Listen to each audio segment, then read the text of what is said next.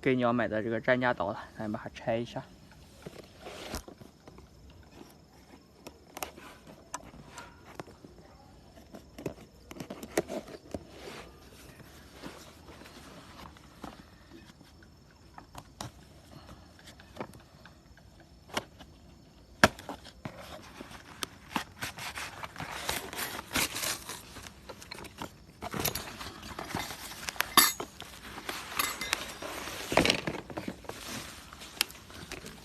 OK， 就是这样一个东西。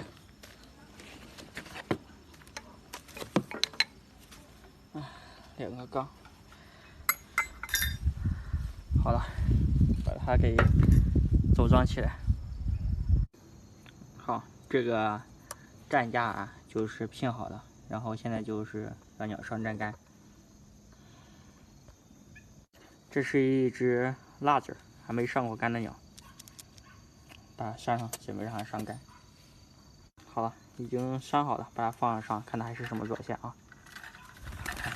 到处飞，站上去它有点不太适应，看它都飞到地上去了。这个啊，就是绳子啊，再留长一点，看它能到地上站着的，不然的话容易把鸟给吊着。它现在好像是不太熟悉这个上杆，还是要接着让它上。现在能稍微好一点，它能在杆上站着，它不飞。然后再试给它守喂食，看它会不会吃。